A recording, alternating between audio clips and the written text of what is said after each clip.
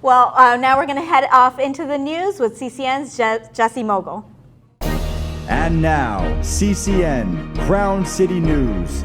Your neighborhood starts right now. Hello, Sunita and Joseph. Here are some of the headlines making news right here in the San Gabriel Valley. Usually we see police making sure protests are peaceful, but this past week, Pasadena Police were the ones doing the protesting. Dozens of officers gathered at City Hall with their marching shoes on, asking for higher pay and a working contract. CCN's Hannah Townsley was there. I'm standing outside the Pasadena City Hall where members of the Police Officers and Police Sergeants Associations are protesting the City Council to prevent the collapse of the department. Monday evening, dozens of members of the Pasadena Police Department, along with their friends and families, marched around City Hall with signs demanding higher pay, fewer hours, and a working contract. There are several factors out there, mainly compensation. We're well behind, but there's also other issues as far as getting solid equipment for the officers to use and things of that nature. Police demonstrators say the PPD is on the verge of collapse.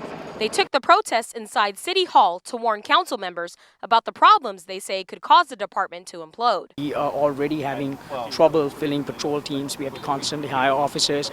If we have another 20 to 25 senior officers leave, our department is going to be in a lot of trouble.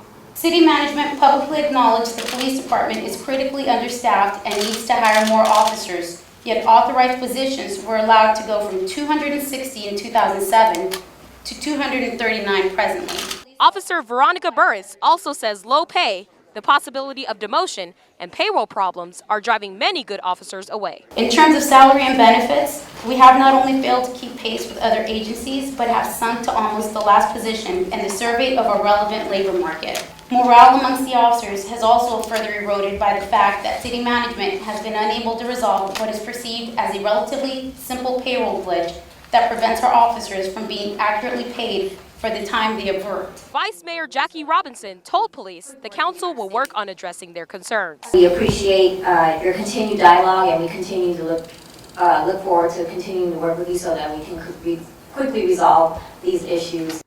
Currently, there are 16 officer positions vacant in the department. By addressing their issues at tonight's council meeting, officers hope that their voices were heard. In Pasadena, Hannah Townsley, CCN. Pasadena Police Chief Philip Sanchez was unavailable for comment on our story. However, Sergeant Kress says officers do have his support and that of the command staff and lieutenants. He says City Manager Michael Beck is also supportive and that he's trying to work with the police department on the issues you heard about in Hannah's report.